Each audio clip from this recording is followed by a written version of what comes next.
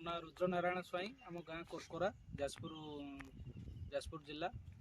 ଆଉ ଆମର କଖାରୁ କରିଥିଲୁ, ପାଣି କଖାରୁ ବାୟୋ 99 ଯେଉଁ ଅଠାଟା ରହୁଛି ଆପଣଙ୍କର ଷ୍ଟିମରିଚ୍, ଏ ଦୁଇଟା ପକେଇଲା ଫଳରେ ଗଛର ବେଶୀ ରୋଗ ପୋକ ଲାଗୁନାହାନ୍ତି ଆଉ ଗଛ ଠିକ୍ରେ ଫଳ ଦେଉଛି। ଆଜି ପର୍ଯ୍ୟନ୍ତ ଫଳିଲାଣି ଏତେ ଏପର୍ଯ୍ୟନ୍ତ ପଡ଼ିନି, କୌଣସି କେମିକାଲ ବିଷ ପଡ଼ିନି, କେବଳ ଏଇ ଦୁଇଟା ୟୁଜ୍ ହେଉଛି। ଆଚ୍ଛା, ଗଛ ଆପଣଙ୍କର କେତେ ଦିନ ହେଇଗଲାଣି? ଗଛ ତଥାପି ଲାଗିଥିଲା ଏପ୍ରିଲ ମାସ ପାଖାପାଖି ଲାଗିଥିଲା, ମାସେ ହେଲା ଫଳ ହେଲାଣି। ମାସ ହେଲାଣି ଫଳିଲାଣି। ଇଏ ଆହୁରି କେତେ ଦିନ ଫଳିବ?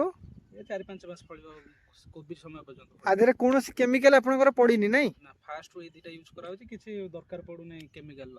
ଆଚ୍ଛା, ରୋଗ ପୋକ କେମିତି ହେଉଛନ୍ତି ଆ ଦେହରେ? ପୋକ ଲାଗୁନାହାନ୍ତି ଟୋଟାଲ। ଆଚ୍ଛା, ଆପଣଙ୍କର ଆକୁ ବ୍ୟବହାର କଲା ପରେ ଗଛର ପ୍ରଡକ୍ସନ୍ କେମିତି ଅଛି? ପ୍ରଡକ୍ସନ୍ ଭଲ ଅଛି, କେବଳ ଗୋଟେ ଖାଲି ଲାଗୁଛନ୍ତି ଯେଉଁ ଆଗରୁ ଲାଗିଯାଆନ୍ତି ପାଡରା ପୋକ, ଏବେ ଆଉ ଲାଗୁନାହାନ୍ତି। ଗଛ ଠିକ୍ ପ୍ରୋଟିନ୍ ପାଇଲେ ଲାଗୁନି ଆଉ।